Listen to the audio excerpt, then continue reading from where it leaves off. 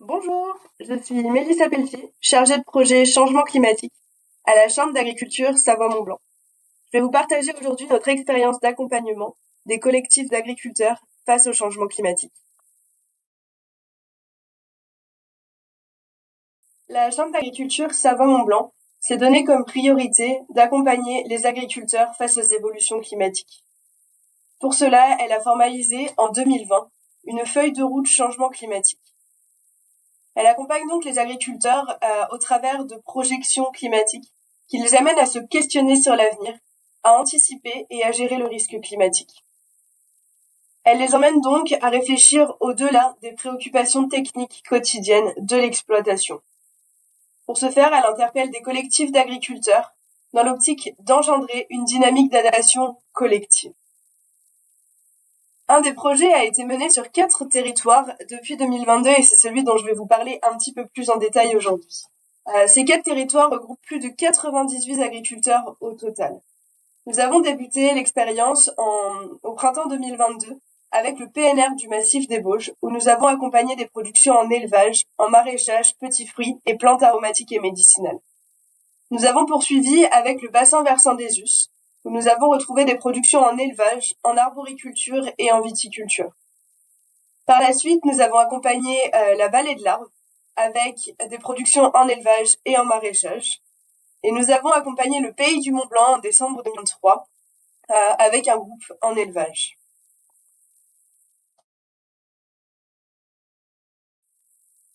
Pour mobiliser les agriculteurs à travailler avec nous sur cette thématique, nous nous appuyons sur les conseillers chargés de territoire, ce qui nous permet donc d'avoir une entrée territoriale au travers des groupements locaux existants sur ces territoires.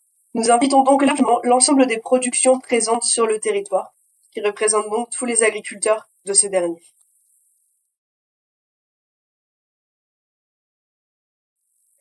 Pour accompagner ces collectifs d'agriculteurs, nous les réunissons sur 2 à 3 demi-journées.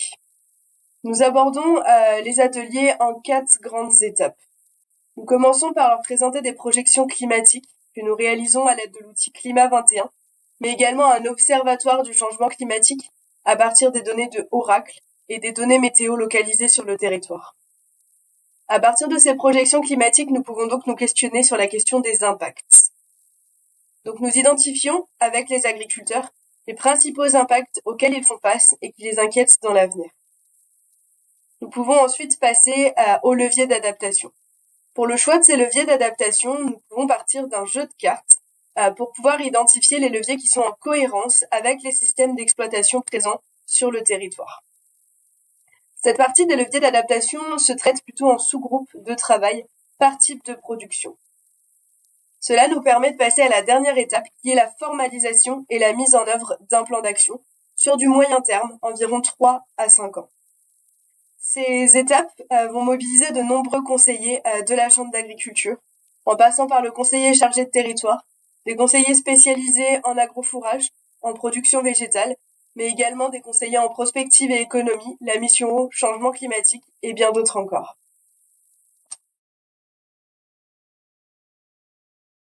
Je vous propose maintenant quelques exemples concrets de ces adaptations, donc issues de ces différents plans d'action.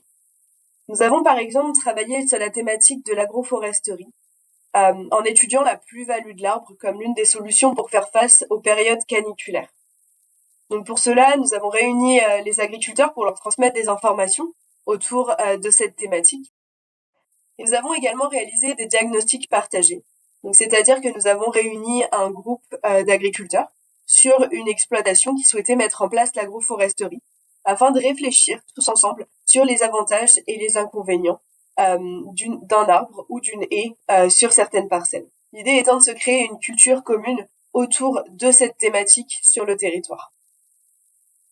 Nous avons également travaillé la thématique de l'irrigation. Pour cela, nous sommes en train de mettre en place un essai en irrigation localisée sur un jeune verger. L'objectif étant d'optimiser l'apport d'eau que nous allons mettre en place et donc d'optimiser la ressource en eau. En élevage et sur les prairies, nous avons également travaillé sur les nouvelles fourragères, notamment pour s'adapter face aux sécheresses estivales. Donc pour cela, nous avons réuni les agriculteurs pour leur transmettre les différentes informations qui concernent ces nouvelles fourragères. Par la suite, nous avons mis en place des essais sur certaines parcelles et donc nous avons été voir le résultat de ces essais au travers de réunions bout de champ.